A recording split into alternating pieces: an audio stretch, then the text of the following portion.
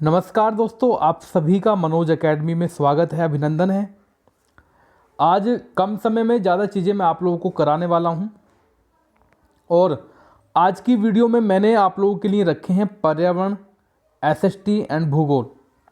3 subject मैंने यहाँ पर रखे हैं। भूगोल में दोस्तों जैसे पृथ्वी की संरचना क्या होती है, नदियाँ, पर्वत, महाद्वीप, महासागर, है ना, और देशांतर जो अक्षांश हैं, है ना, सौरमंडल, ये सारी चीज़ें आपकी इसमें आती हैं। भूगोल का अगर सिलेबस आप लोग देखेंगे तो कुछ क्वेश्चंस के माध्यम से मैं आप सभी के समक्ष ये चीज़ें रखना चाहता हूँ और जिसमें कि आप सभी को कुछ नॉलेज मिल सके अच्छे से। क्वेश्चन के साथ साथ आपकी व्याख्या भी रहेगी। जैसे कि आपकी स्क्रीन पर सर पहला प्रश्न आ चुका है कि भारत का क्षेत्रफल कितना है। तो आपसे पूछेगा भारत का क्षेत्रफल कितना है।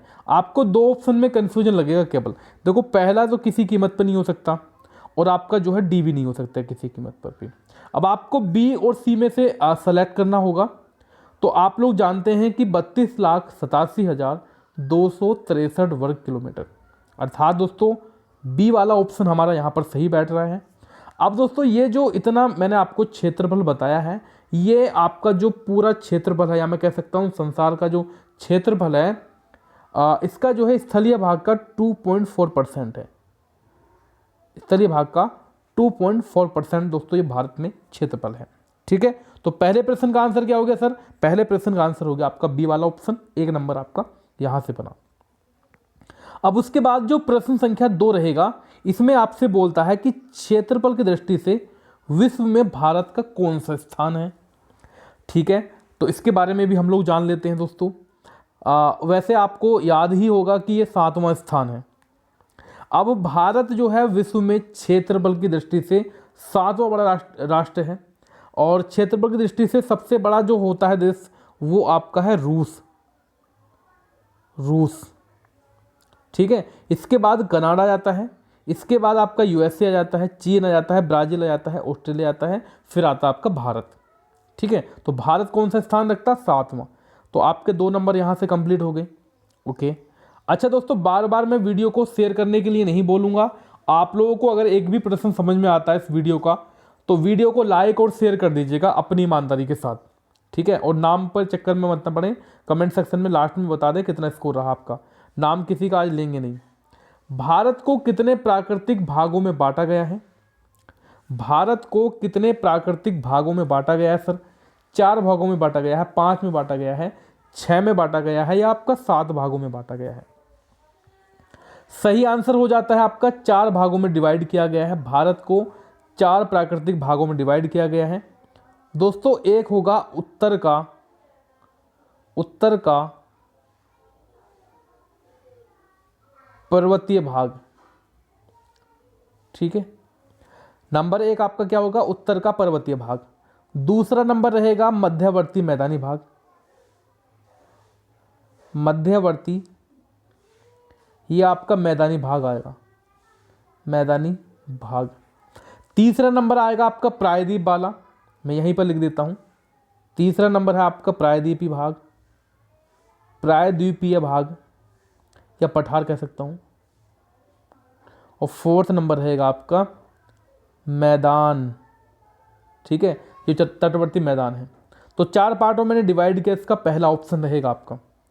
बात करते हैं प्रश्न संख्या 4 की। दोस्तों प्रश्न संख्या 4 आपका ये कहता है कि हिमालय को निर्माण की आयु के आधार पर एवं वलयों की तीव्रता के आधार पर कितने क्षेत्रों में बांटा गया है। तो हिमालय को दोस्तों अगर हम लोग बात करेंगे इस प्रश्न की, तो इसको भी 4 पार्टों में डिवाइड किया गया है। हिमालय को 4 जो है एक समानांतर जो संरचनात्मक क्षेत्र है उसमें डिवाइड किए गए हैं। अब इसमें कौन सा रहेगा? देखो, एक रहेगा ट्रांस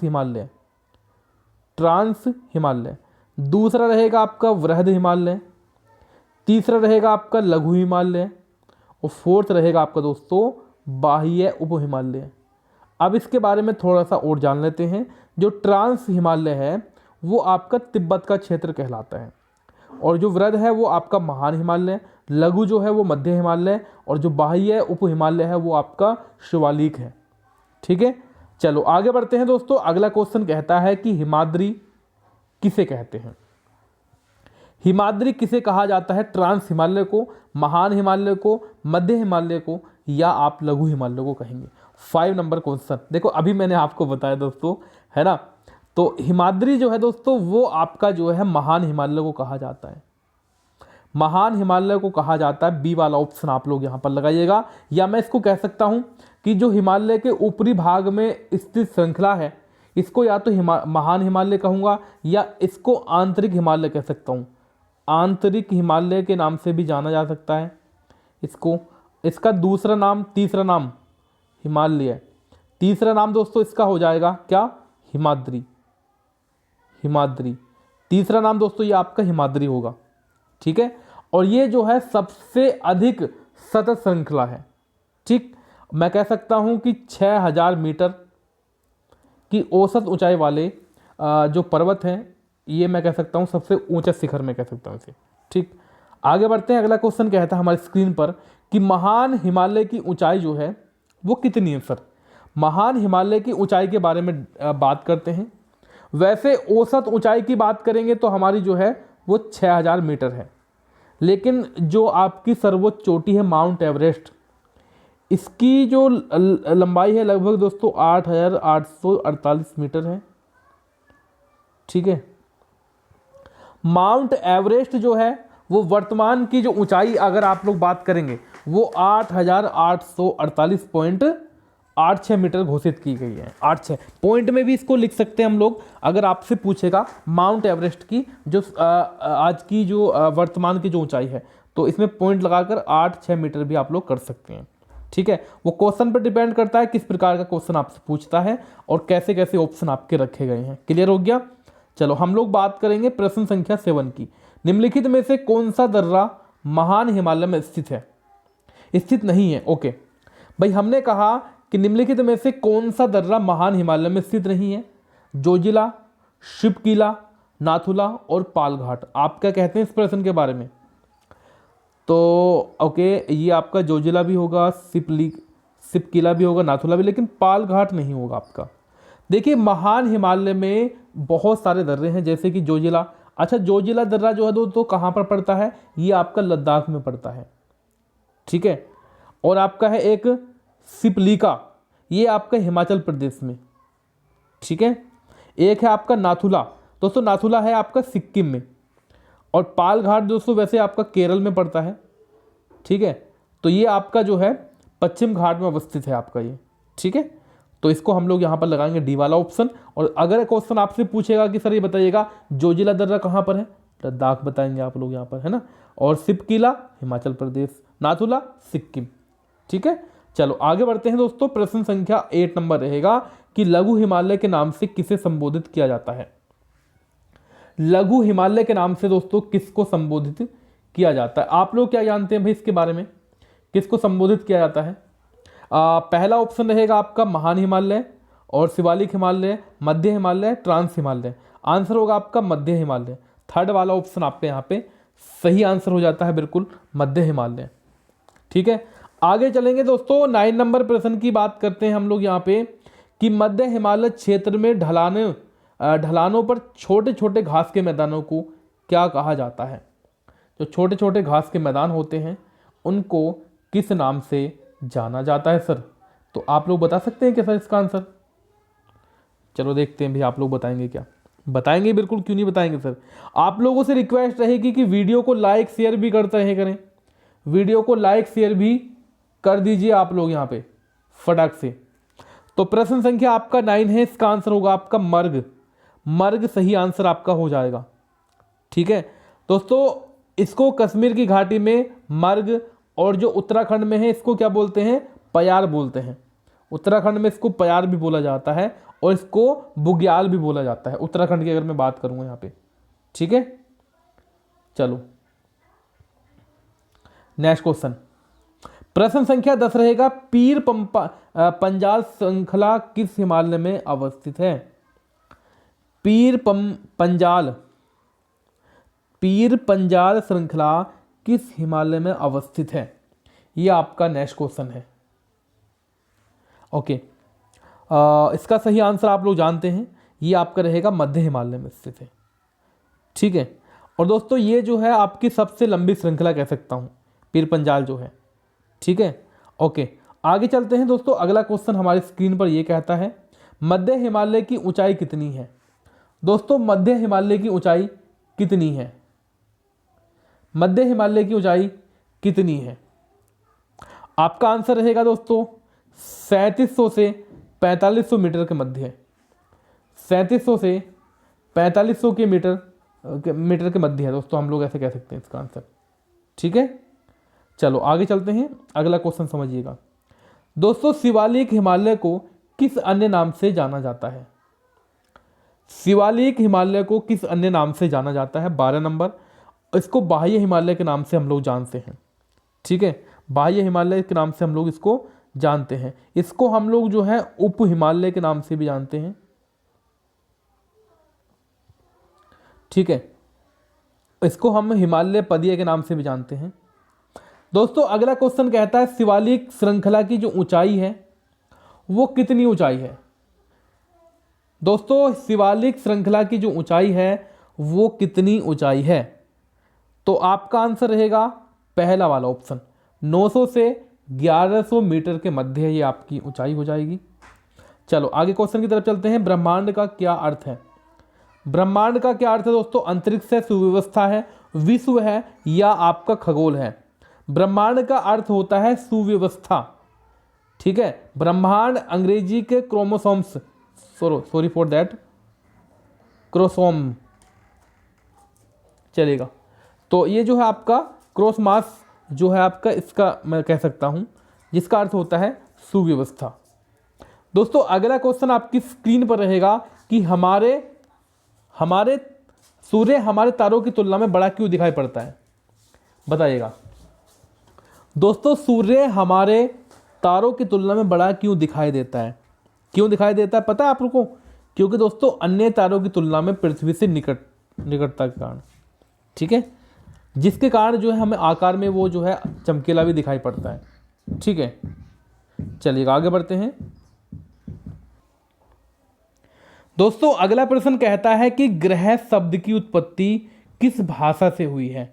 क्या बोला सर? ग्रह शब्द की उत्पत्ति किस भाषा से हुई है? आपका आंसर रहेगा ग्रीक भाषा से हुई है ना। ग्रीक भाषा दोस्तों, ग्रह को अंग्रेजी में क्या बोलते हैं?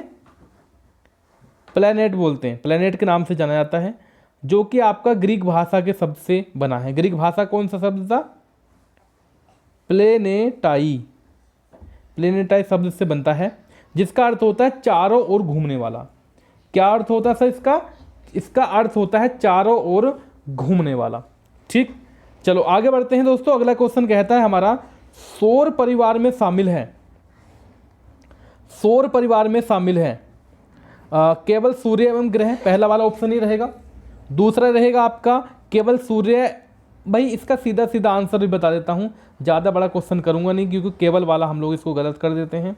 आंसर आपका डी वाला ऑप्शन यहाँ से हो जाता है, जो कि करेक्ट आंसर आपका रहेगा। बात करते हैं प्रश्न संख्या, हमारा रहेगा 18 नंबर। दोस्तों ज़्यादा बड़ी क्लास नहीं रहेगी, लेकिन नॉलेजेबल क्लास रहेगी आपकी। पृथ्वी से सूर्य कितना गुना बड़ा है? पृथ्वी से सूर्य जो है वो कितने गुना बड़ा है? आप लोगों का आंसर रहेगा आपका 13 लाख गुना बड़ा है। वाओ, आगे बढ़ते हैं। प्रकाश की गति कितनी है? दोस्तों प्रकाश की गति कितनी है? चलिए बताइएगा प्रकाश की गति कितनी है दोस्तों।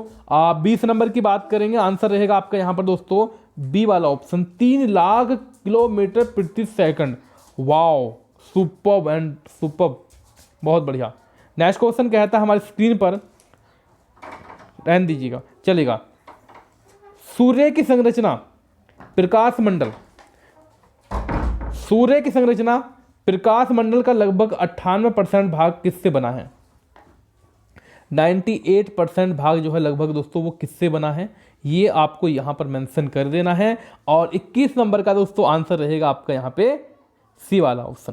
दोस्तों क्लास बोरिंग तो नहीं लग रही ना भाई? कभी आप लोगों को लग रहा हो कि यार मतलब क्वेश्चन के जाने सर बात नहीं कर रहे, नाम नहीं ले रहे हैं, तो दोस्तों ऐसा है कि टाइमिंग थोड़ा सा ऐसा है कि टाइमिंग आपका ज़्यादा ख़राब ना हो, इसलिए मैं चीज़ों को ऐसे ही करा रहा हूँ। आपका आंसर थर्ड वाला रहेगा इसका, हाइड्रोजन एवं हीलियम। वैसे बीच बीच में मैं आपको एक दो जोक भी सुना दूंगा जब ऐसी बात है तो, ताकि बोर फील ना हो आपका, ठीक है।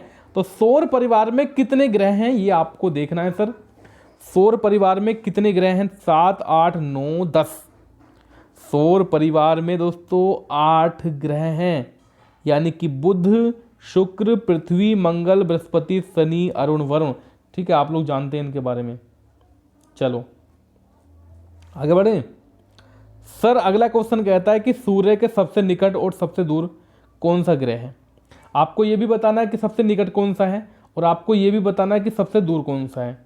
दोनों बताने हैं आपको। लो चलो फिर देखते हैं भाई क्या कहते हैं आप लोग भी। ओके, तो सूर्य के सबसे निकट जो है वो बुध है, और सबसे दूर वरुण है। आंसर आपका पहला हो जाएगा इसका आंसर आपका हो जाता है पहला वाला। इसके बाद जो प्रश्न रहेगा, कक्ष किसे कहते हैं? ऑर्बिट। कक्ष ऑर्बिट किसको कहा जाता है? अनिश्चित वृत्ताकार पथ, सूर्य का चक्कर लगाने वाले ग्रहों का अनियमित पथ, सूर्य का चक्कर लगाने वाले ग्रहों का एक निश्चित दीर्घावृत्ताकार पथ, और उपरोक्त में से कोई नहीं। इसका आंसर थर्ड वाला लगा दीजिएगा। नेक्स्ट क्वेश्चन कहता है, फटाफट कर लेते हैं हम लोग। अंतर्राष्ट्रीय खगोलीय संघ संस्था, ये जो संघ है वो कहाँ पर है? अंतर्राष्ट्रीय खगोलीय संघ कहाँ पर स्थित है आपका? प्राग और जेनेवा, रोम और बर्लिन। आंसर होगा आपका प्राग, पहला वाला ऑप्शन आपका यहाँ पे होगा। नेक्स्ट क्वेश्चन की बात करते हैं। प्लूटो को ग्रह की श्रेणी में कब बाहर किया गया? इसको ग्रह की श्रेणी में से कब बाहर कर दिया गया था? आंसर हो जाएगा 2006 में इसको किया गया था। चलो जल्दी जल्दी, हमारे पास लगभग 10 क्वेश्चन और बचे हैं कि किन तथ्यों के आधार पर प्लूटो को सौरमंडल से बाहर किया गया। चलो देखो, इसमें क्या था, इसमें यह था कि जो प्लूटो की कक्षा थी वो जो अन्य ग्रह थे इसकी तुलना में झुकी हुई थी, या झुकी हुई है भी, जैसे कि पहले ऑप्शन में लिखा हुआ है, और जो यूरेनस की कक्षा का अतिक्रमण करती है। ठीक है, ये भी आपका सही रहेगा। तो हम लोग इसका आंसर 2 वाला यानी कि तीसरा ऑप्शन लगा देंगे, जो कि आपका बिल्कुल करेक्ट आंसर हो जाता है। ठीक है, ओके। आगे चलते हैं। अगला क्वेश्चन कहता है हमारे स्क्रीन पर सर कि किन ग्रहों को पृथ्वी से नग्न आंखों से देखा जा सकता है। भाई ऐसे कौन से ग्रह हैं जिनको हम लोग पृथ्वी से नंगी आंखों से भी देख सकते हैं? ओके, तो देखो, बुध हो गया, शुक्र हो गया, मंगल हो गया, या बृहस्पति हो गया। चलिएगा 28 का जो आंसर हो जाएगा आपका यहाँ पे वो हो जाएगा दोस्तों, चारों के चारों ऑप्शन रहेंगे, चारों के चारों ऑप्शन आपके यहाँ पे हो जाएंगे। ठीक है, चलो आगे बढ़े दोस्तों। अगला क्वेश्चन कहता है हमारी स्क्रीन पर सर, किस ग्रह को प्रातः एवं साय का तारा कहा जाता है? ऐसा क्वेश्चन आपका जरूर आता है।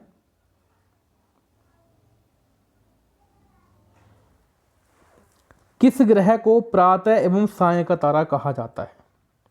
प्रातः एवं साय का तारा कहा जाता है। चलो मैं आपको आंसर बता देता हूं। इसका आंसर हो जाएगा मेरे साथी हूं शुक्र को।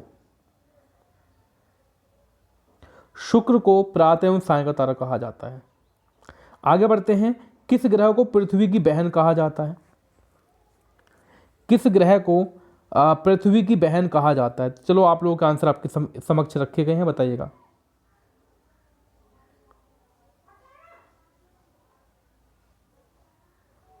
ओके, 30 नंबर का जो आंसर हो जाएगा वो आपका सी वाला ऑप्शन हो जाएगा।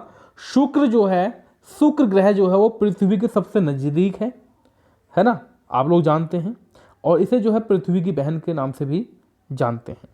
ठीक, क्यों जानते हैं दोस्तों? क्योंकि जो ये द्रव्यमान आकार में जो है पृथ्वी के लगभग समान ही है, इसलिए इसको जो है पृथ्वी की बहन भी कहा जाता है।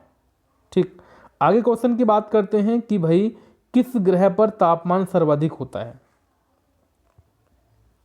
किस ग्रह पर तापमान सर्वाधिक होता है? 31 नंबर प्रश्न आपका दोस्तों। शुक्र ग्रह पर जो है सर्वाधिक तापमान पाया जाता है। तो आगे चलते हैं 32 की तरफ हम लोग। इसके बाद दोस्तों 8 क्वेश्चन और बचेंगे हमारे पास केवल। किन कारणों से बृहस्पति को मास्टर ऑफ गाइड कहा जाता है? मास्टर ऑफ गाइड कहा जाता है। किन कारणों से कहा जाता है सर बताएंगे आप लोग यहाँ पे? तो आप सभी का आंसर हो जाएगा उसकी विशालता के कारण। उसकी विशालता के कारण दोस्तों कहा जाता है, ठीक है।